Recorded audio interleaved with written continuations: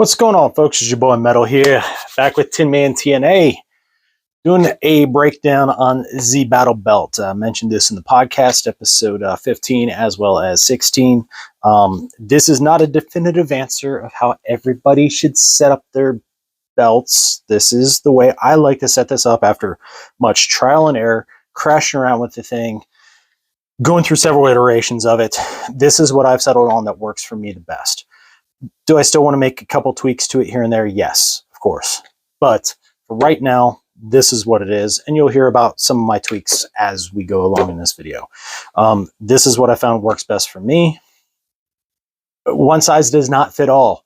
No crappy comments. Just literally take what this is for value. Don't crap on anybody the way they set their stuff up, because you might set it up and then somebody crap on you for the way you do it. Let's be positive and let's support each other and let's lift each other up in this. All right. So this is how I like to set it up. Other users may vary. Okay. This is what works best for me, not best for you, not best for everybody, but this is what has worked as I've used it. Okay. So this is just a regular old belt. It's got a big heavy duty nylon buckle here. There's a couple keepers that it comes back around and Velcros on itself here. I like this belt because it's very thick and it's very substantial. It holds up very well. Doesn't matter the condition, even when it's wet, it stays pretty hefty. Notice to the left, I'm a right-handed individual. Notice to the left of the buckle, I have a quick access knife here with some paracord. I have it lashed on there. Just something quick that I can get a blade, get to it with either my right or my left hand. Easy stow. Stays right there in the front, easy access. I can get on my belly, I can crawl, doesn't affect it, doesn't do anything. And I'm just going to kind of go around counterclockwise on this thing. Keep a little paracord bracelet here that has a whistle, a compass. Paracord has a flint and striker in it. So that way I have some basic survival items here should I need extra along the way. Next, along the line, I have one of my 19-round Glock pistol mags right here, and I like to keep a flap over top on this mag because of it being smaller, easier to pop out. So I want to keep that retained as best I can. This here is my standard capacity AR mag. Have a cam mode up to go with the rest of them. I took a black cell phone pouch that was a single mag carrier. I use Android phones, and for years I kept my phone in a pouch like this, and it has the flap that goes over the top.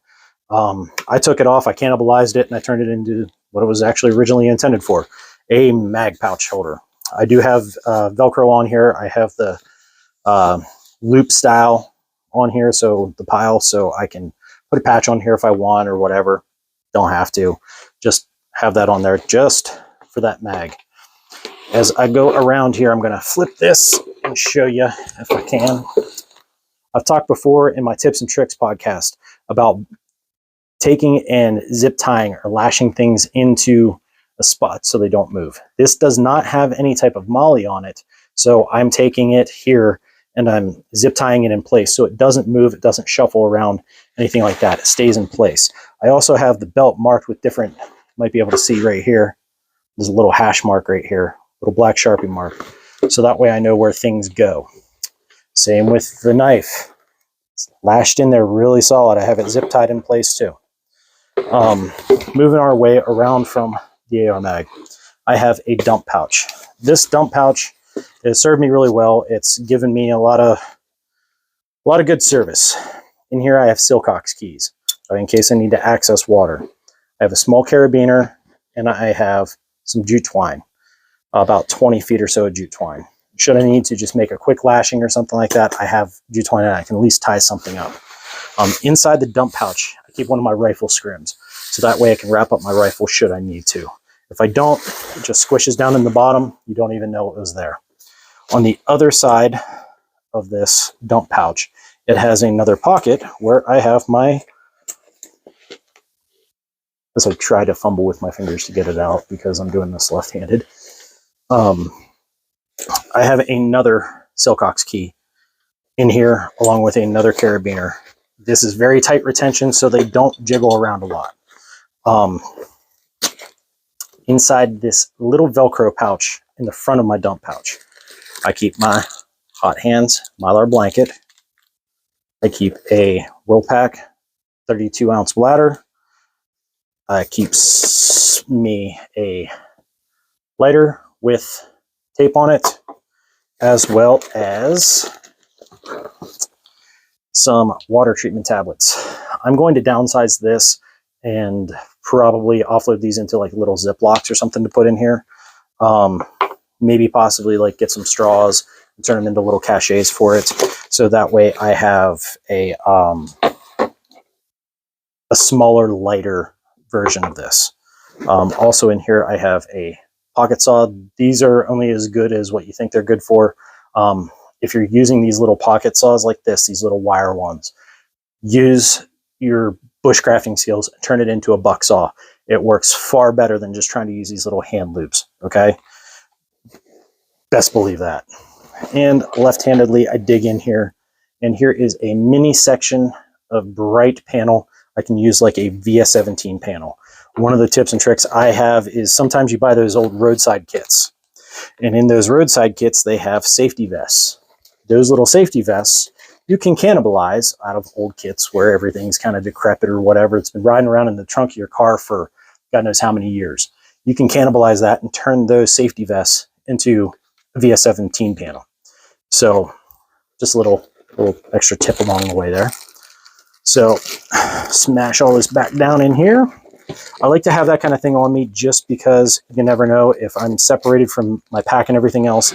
I have some other type of way to make fire, have water, process materials with my knife and this to be able to do what I need to do bushcraft wise. Nextly, one of the things I'm looking at changing on this is my IFAC. I have it set up for me. I do like the fact that it is a tear away. I can tear it away and, you know, it's all good. Velcro at the top, opens up. I can have quite a bit of stuff in here. I also have it set up that I have a bugaboo kit in here. I may end up taking this and downsizing it and turning it directly into like a blowout kit for on this belt, just because I want something maybe a little bit lower profile, something smaller than this big Kajunga. So I'm looking at possibly redoing that and getting just a simple blowout kit for on here. Next, I have the 6360 Safariland. I am converting this into a mid-ride with a leg strap. The reason I'm doing that is I don't want it setting quite as high. I love it. I love the holster. Since I got it from Josiah, it's done really well for me like this, and it's very comfortable. I just want it a little bit lower. And the mid-ride will give me exactly what I need at that height. So I'm going to swap this out to a QLS, ALS system and drop it down a little bit. But I'm keeping a belt-style connection for it in the QLS, so I have it for just going to the range or whatever. And I can carry it on EDC kind of deal, you know, whatever, with the same holster. Notice it's block color. It's tan, it's green. I have multicam on here. I have like a little bit of a woodland scheme, trying to change around the coloring of it a little bit. I do have a Bushnell flashlight. This sucker is very bright. It's very substantial. I love these Bushnell lights.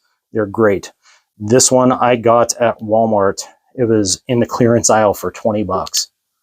I had this little holder from another light and it fits in there perfectly.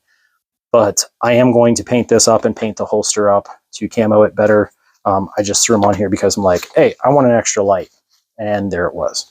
So Bushnell flashlight, just got a little S-beaner on here with my Fast Fit Mechanics gloves. I like this setup because it's simple. I have a backup pistol mag. I have a backup rifle mag. I have a backup flashlight. I have a backup knife. I have a dump pouch to dump things in. And I have an IFAC on here to take care of medical needs. It gives me everything I need and nothing I don't really want. I am looking, however, at doing another belt. Well, it's a 2-belt system, the inner belt and outer belt. I would basically be looking at wearing that inner belt most of the time and having the outer belt staged in a get home bag scenario type thing. That way, if I need it, I can just slap it on.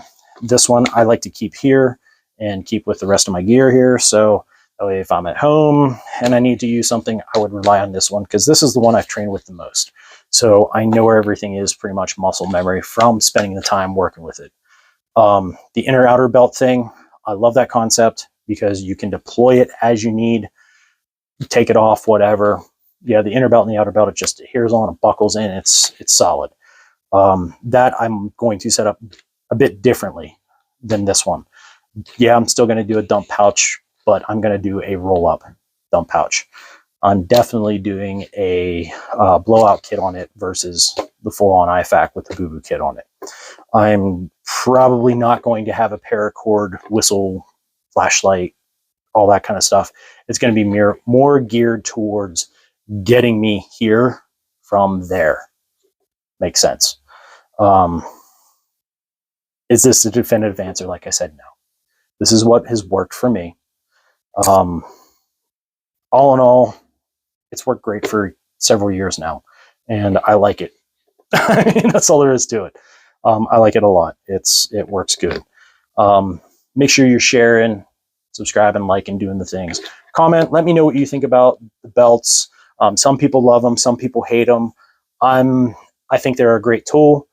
Some of the belts tag into like LBE gear, and you get suspenders, and you get little like butt packs and stuff like that with them. Those are cool too. They're not the same as this. They're not the same as your chest rig. They're kind of like a hybrid kind of thing. I will say, let me know what you like in belts, because I'm going to be doing another one. Just looking for some advice into the two-piece style belts. What's good, what's not good, what you guys might have found, what's what. Let me know. So going to have another video coming out to you here on an EDC sling bag that I use. Yet again, not definitive answer to anything. It's just stuff that I like to have with me as a utility bag. It's actually saved my butt in the past. It's helped me with a lot of different things on a daily basis. So you'll see when I get into that. But until then, make sure you're checking me out on Spotify there. TinMan TNA podcast over on Spotify. Up to going to be episode 16. And got some more special guests coming up on the way. And having a blast doing that. Love talking with you guys. Keep doing the things. Keep training. Keep going at it. Due diligence. Keep going for it. So until then or the next time, metal out.